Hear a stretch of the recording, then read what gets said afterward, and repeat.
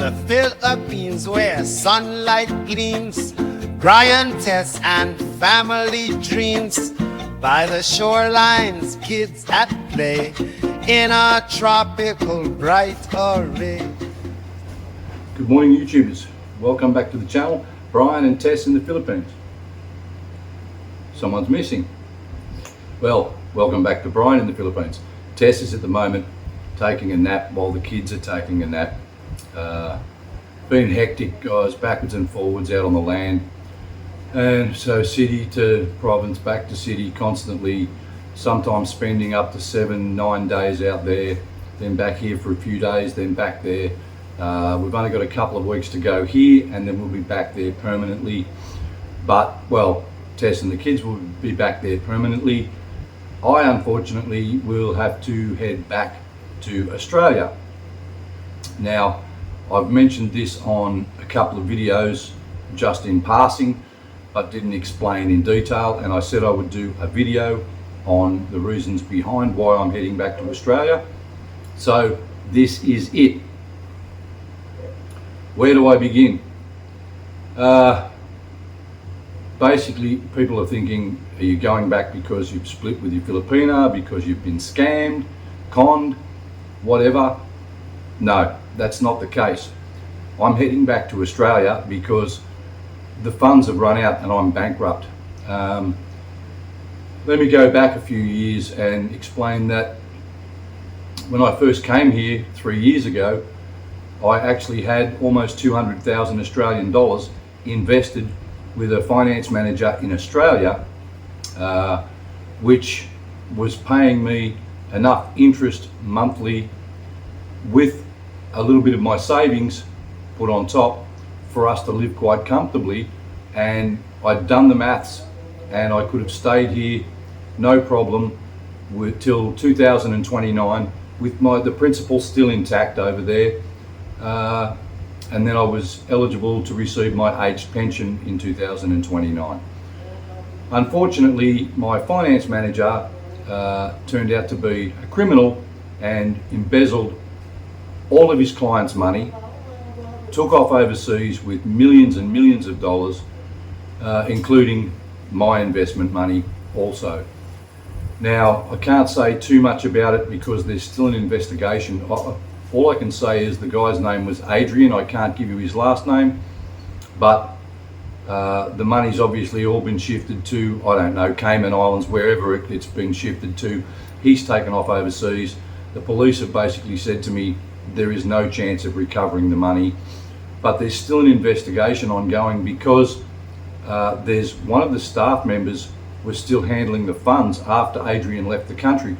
I don't know the logistics of why, whether there was too much to transfer in one go or what happened, but after Adrian had left the country, there's a guy here in Sydney that was still handling the money, transferring funds out of the country. And the police have spoken to him and they can charge him with handling proceeds of crime, but they won't do that because then there'll be a court case which I need to be in Australia for, so they're holding off. I've been dealing with a senior constable in Lake Illawarra Police Command and by email backwards and forwards over the last couple of years now, and they're holding off on charging this guy until I get back to Australia and talk to Matthew and see if everything's a go and we can put this guy in court. It's not really going to help me much. It's gonna get him maybe jailed or penalised for handling proceeds of crime, but it is not going to recover 1 single cent of my money. So I don't know if this guy knew what was happening when he was handling the funds. I assume he did. Why would you be transferring money out of the country for your boss who's taken off overseas? I don't know, but yeah, so that's pretty much where we're at the moment. People have asked me, what about super? Well, as far as super goes, I started digging into my super way back in the 2000s when I got cancer in the throat. Had my first operation. They sliced and diced me and put 10 stitches back in my throat, and then found out that they hadn't actually got the whole tumour out, so they had to send me back for a second surgery, referred me to a different cancer specialist. He then, I still had the stitches, 10 stitches across my neck here, and he then ripped all of those out, sliced open the same wound and went in again. I've since then had a tumour in my arm, and then I had a mole on my eye that had been there for years and years on the corner of my eye, which was never really an issue, and then all of a sudden it turned cancerous, and I had to see a specialist in Bondi in Sydney, a plastic surgeon who did the removal of that, and I was digging into my super under hardship through the cancer years.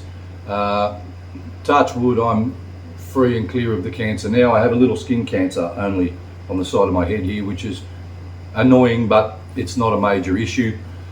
So that left me with just savings in the bank for the last couple of years that we purchased all our furniture, our cars, building the house, living month to month, eating, taking care of the kids. Everything has been done purely off the savings I had left in the bank, and we knew that was going to run out. We just weren't sure when. We've been going as hard as we could. YouTube, you guys have actually helped a lot, because the money I've been earning from YouTube has been supplementing my savings to help us stretch that a little further. So thank you to everybody that's donated. Thank you to you guys for just watching the channel and watching the ads, because that has helped immensely over the last year. And I would hope that that's ongoing, but we're just at this stage, I'm completely unsure what's going to happen. I sold everything in Australia before I came here. Both my cars, motorcycle. Didn't have a house at the time because prior to going to take care of my mum, who was suffering from dementia, I was renting a place close to her, because I have two brothers. One's 2 hours down the coast away from mum, one's 3 hours up the coast away from mum. So I was living in the same town just around the corner when she was first diagnosed, and just going there and helping out. When she got bad enough that we knew she couldn't remember to take medication or take care of herself, then I moved in to the family home, and I lived there for 5-6 years, taking care of mum with dementia, up until the time that she deteriorated to the point that she needed qualified medical help, doctors, nurses, that I wasn't qualified to do. So for the last few months of her life, 3 months I think, she went into a nursing home. So that's my story. That's why I'm going back to Australia, bankrupt and homeless, no car, no motorbike, no transport, nothing. So it's a little bit scary, but it's just, I'm an Aussie. What can you do? You get knocked down, you have to get back up and keep moving forward. I have no choice but to keep going. I'm not going to quit. So that's where we're at. That's the main reason why I'm going back to Australia. That's why we've been pushing to get this place finished as quickly as possible, this tiny house off grid, because I wanted to make sure that Tess and the boys had a roof over their head, some rice fields, the piggery, a vegetable garden, so they were basically self-sufficient here. That's been the driving force behind why we've been doing what we've been doing. Now, she's not going to stay there at night because she's too afraid to stay out there on the land in the place on her own. So as you guys know, HQ, mum and dad, the big house is over there.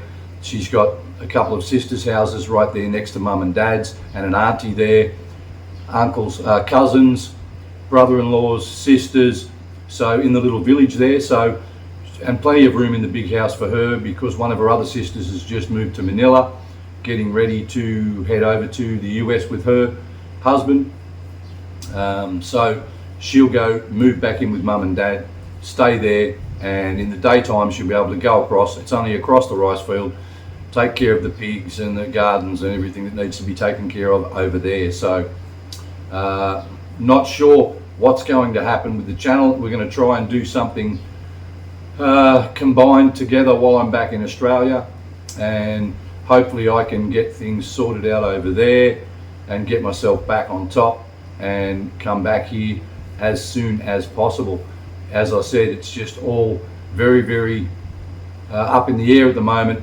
I'm unsure of what's going to happen, but please stay with us, keep watching, watch the story, see how we go, see what happens, see if I end up living in a cardboard box under a bridge in Australia. Please don't forget, guys, if you're enjoying the content, click that like button. Even if you're not enjoying the content, click the like button anyway. It's not going to hurt you. If you're enjoying the content, hit that notification bell so you don't miss any of the future videos. Don't forget to drop a comment, say g'day, and stick with us for the journey. Always check those links in the description below. I always put a link in the description below where I met Tess on the dating site. If you click that link, you can create a free profile there. Maybe meet yourself a Filipina. But yeah, thank you to everybody for all the donations. If you'd still like to help support, we haven't finished building yet. I'm not going yet. I'm not going until the last possible moment. I've left myself a set amount of money to travel back on so that I've got something when I get there, so I can try and get set up again when I'm in Australia. So when I say I'm going back to Australia bankrupt and homeless, I'm not 100% bankrupt. But here I'm basically bankrupt. I can't spend any more money on the build. We're basically at the end of our budget. So if you'd like to support and help us out in our project, please don't forget you can do so through the links with PayPal me, or you can donate, you can do so through YouTube here. Check that out if you'd like to help us out. But don't forget to just keep watching, guys. That's the main thing, is if you keep watching the videos, please watch those ads too, because that's how we get paid, right? If you keep watching the videos and supporting us, then we keep making a little bit from YouTube. Maybe I can stay a little bit longer. That's my hope. So we're doing our best. Again, appreciate all the support from everyone all over the world. Thank you very much, guys, from the bottom of my heart. I really appreciate it. Most difficult thing is going to be leaving the boys. That I'm going to struggle with. I'm trying not to think about it at the moment. I'll deal with it when it happens. So on that note, I'll say from Brian and Tess in the Philippines, even though it's only Brian in the Philippines today, we'll see you on the next video, guys. Don't forget, every Friday I'm posting up a video of their build out there, and stay with us on the journey and see how things pan out. So until next time, guys, peace out.